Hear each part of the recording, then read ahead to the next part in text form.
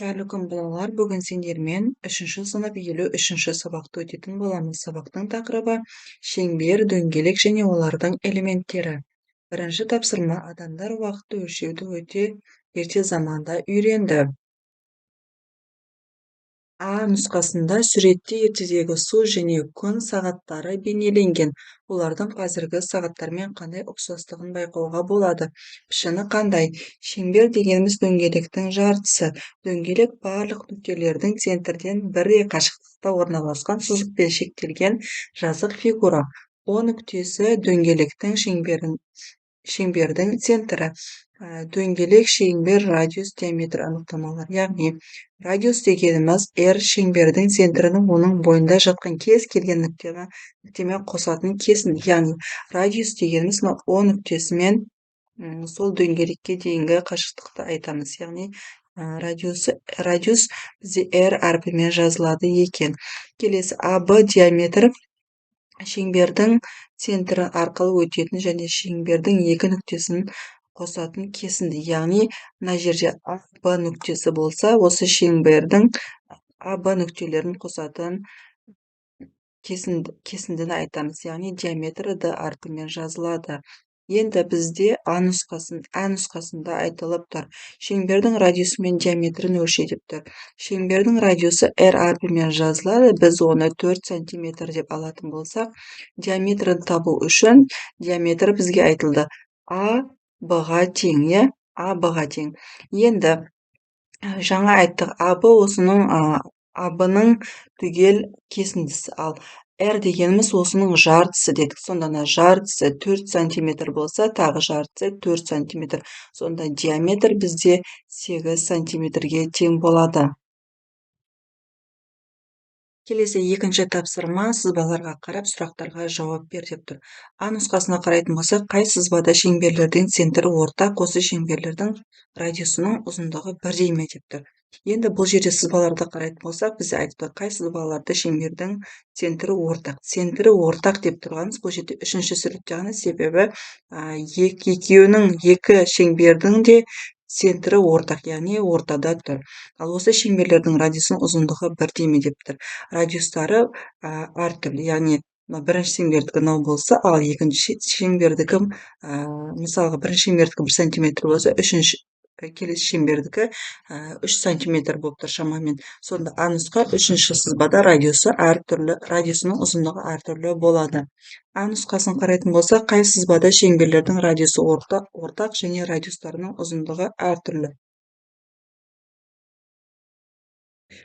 Бұған біз үшінші сызбаны айта аламыз, яғни шеңберлердің радиусы ортақ болып тұр, бірақ радиустарының ұзындығы әртүрлі, яғни үшінші сызба деп айтамыз. Келесі Б нұсқасына қарайтын болсақ, екі әртүрлі шеңберлердің центрлері ортақ және радиустары бірдей бола ма деп тұр. Болмайды деп жазамыз. Себебі бұл жерде айтып тұр, шеңберлердің центрлері ортақ деп тұр, радиустары бірдей. Екеуінікі ортақ болатын болса, мысалға бір шеңбер болатын болса, соның радиусы болса, екінші шеңбері дәл осының үстінен жүріп шығу керек. Ол радиустері де ұзындықтары да ортақ болу үшін. Ондай бізде болмайды. Сондықтан да жауапқа болмайды деп жазамыз. Келесі В нұсқасы: қай суретте шеңберлердің центрі ортақ емес және радиустарының ұзындығы бірдей. Бұл 4-ші және 5-ші сурет. Себебі бұл жерде радиустар ортақ емес, екеуінікі екі түрлі, бірақ та радиустарының ұзындығы екеуінікі де бірдей болып тұр.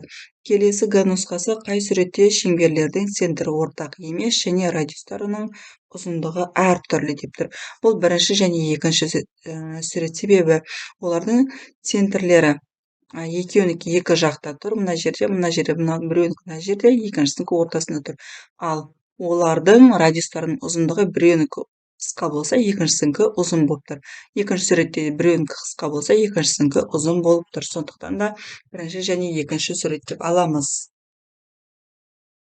Келесі үшінші тапсырма: берілген радиустағы шеңберді салу реті деп тұр. Бірінші циркулдың инесін нөлге, ал циркулдың қарындашы бар ұшын сызғыштың бөлігіне қой. Мысалы 3 см деп тұр. Сонда циркулдың инесі бар жерін нөлге қойдық, ал ұшын мына жерге 3 см-ге қойдық. Осы өлшеммен циркулды дәптерге қой. Сонда циркулдың мына инесі бар жерін мына жерге нөлге қойдық, ал мына жерге дәптерге оның басына циркулдың басын қойдық. Енді циркулдың қарындашы бар, ұштарын дәптермен бетімен мұқият айналдыр. Яғни мына жерде инесі тұратын болса, осы 3 сантиметр мына жер болатын болса, осыны айналдырып шығамыз. Сонда шеңбер пайда болады. Келесі 4-ші тапсырма бізге берілген дәптеріңе циркулдың көмегімен 2 сантиметр, 3 сантиметр, 1 сантиметр болатын шеңберді сыз деп тұр. Яғни олардың радиустары 2, 3 және 1 сантиметр болатын дөңгелектер сыздық. Оның радиусы орта центрінде болса, мысалға біріншісінікі 2 сантиметр болатын болса, оның диаметрі тағыны 2-ні 2-ге қосам, сонда 4 сантиметрге тең болады. Келесі радиусы 3 сантиметр болатын болса, оның диаметрі, яғни 3-ті 3-ге қосатын болсақ, 6 сантиметр болады. Келесі радиусы 1 сантиметрге тең болатын шеңберді сызатын болсақ, оның диаметрі 2-ге тең болады. Яғни диаметрдің формуласы D тең AB-ға тең болады.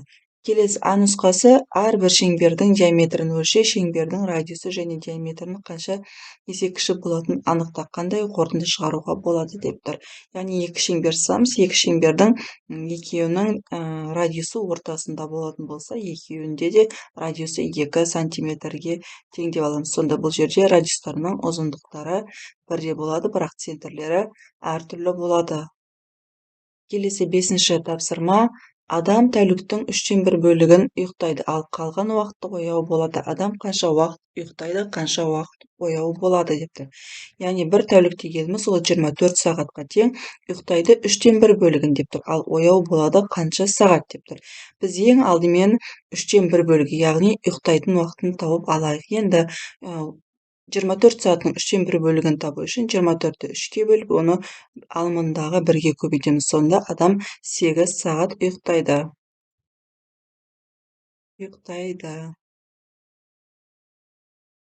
Ал енді қанша сағат ояу болады, яғни жалпы бізде 24 сағат болатын болса, 8 сағат ұйықтайтын болса, 24-тен 8 сағат азайтатын болсақ, 16 сағат ояу болады. Жауабы 8 сағат ұйықтайды, 16 сағат ояу болады.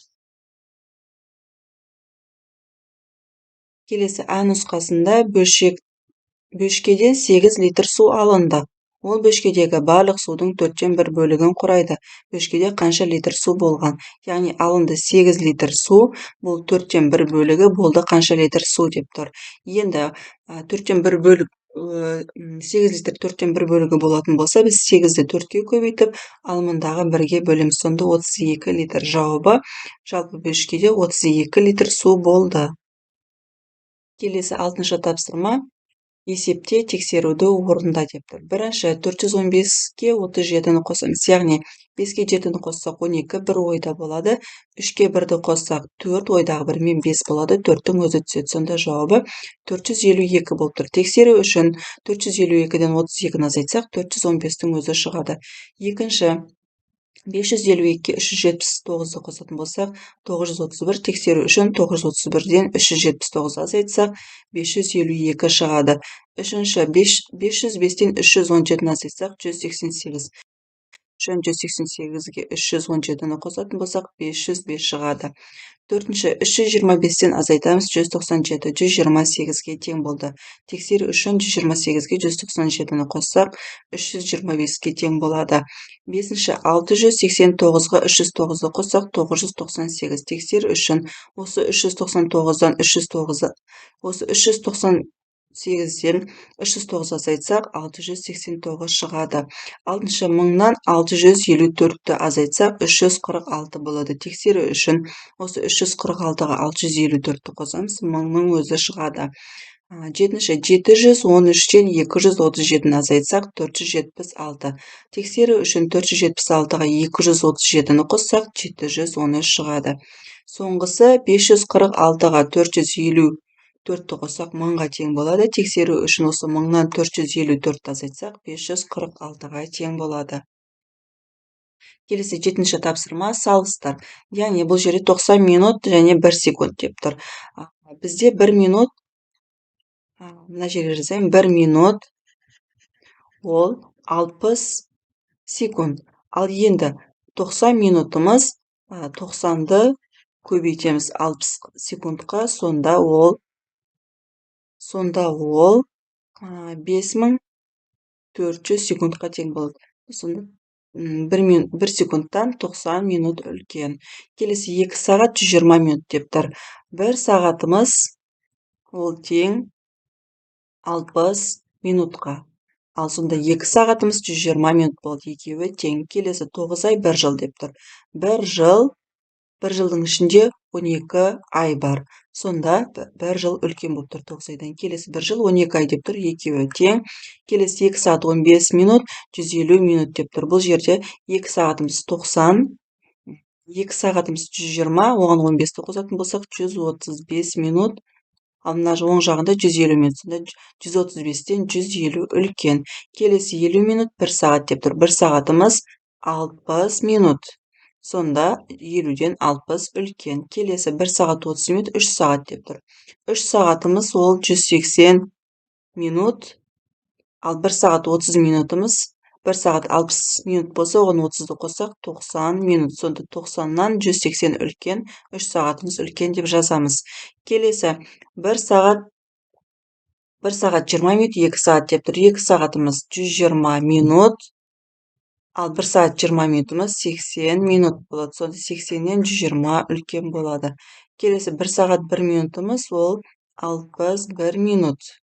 Ал мына жақта ол 11 минут, сонда 11-ден 61 үлкен. Ал 1 сағат 1 минутымыз үлкен болады. Келесі 8-ші тапсырма, барлық дөңгелектің өлшемі бірдей, дөңгелектердің диаметрі мен радиусын тап деп тұр. Мына жердегі екі шеңбердің диаметрі берілген, яғни 4 см деп тұр. Оның жартысы 2 см болады. Енді осы бір шеңберді алып қарастыратын болсақ, оның мына бір диаметрі 2 сантиметр деп тұр. Ал радиусы осының жартысы, сонда да жартысы 1 сантиметрге тең болады. Ал диаметрі 2 көбейту r. Бұл жерде r бізге 1-ге тең деп тұр. Сонда 2-ні 1 сантиметрге көбейтсек, диаметрі 2 сантиметрге тең болады. Келесі 9-шы тапсырма, бізге берілген Тоғжан, Балжан, Маржан, Айша және Айжан қағаздан түрлі фигуралар қиды. Біреуі дөңгелекті торкөзді қағаздан, біреуі жол дәптер парағынан қиды. Енді біреуі шаршыны торкөз парақтан, біреуі жолды дәптер парағынан қиып алды. Ал біреуі ақ қағаздан жалау қиды. Айша мен Балжан дөңгелек қиды, Айша мен Тоғжан торкөзді қағаздан қиды, Тоғжан мен Маржан шаршы қиды. Сонда кім не қиды деп тұр.